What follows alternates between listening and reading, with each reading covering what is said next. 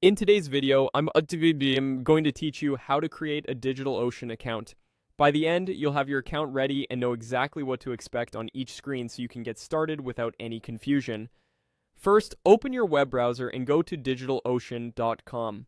Make sure you're on the official site by checking the URL and the secure padlock icon in the address bar. Once the homepage loads, look to the top right and click Sign Up. This takes you to the account creation page. Here, you'll see a checkbox you need to tick to proceed, typically confirming that you agree to the terms and privacy policy. Go ahead and check that box so the sign-up options become available.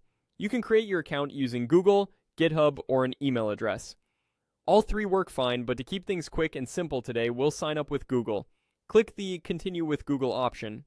A Google window will appear. Select the Google account you want to use for DigitalOcean. After you select it, you may be asked to confirm permissions. Click Confirm to proceed.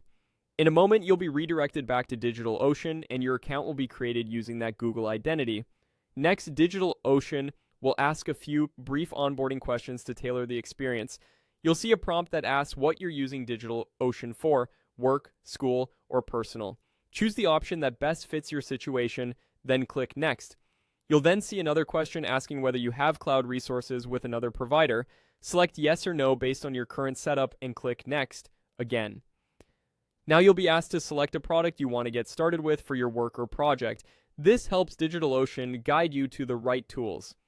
As an example, you can choose to create a droplet, which is their term for a virtual private server. Picking Droplet will lead you toward launching a simple, scalable compute instance where you can host apps, websites, or development environments. At this point, your account is created and you've completed the initial onboarding. A quick tip: depending on your region and usage, you might be prompted later to verify your identity or add billing details before you can deploy resources. If you see those prompts, just follow the on-screen instructions. That's it. You're now set up with a DigitalOcean account, and you've chosen a starting product like a Droplet to begin building. Thanks for watching and happy deploying.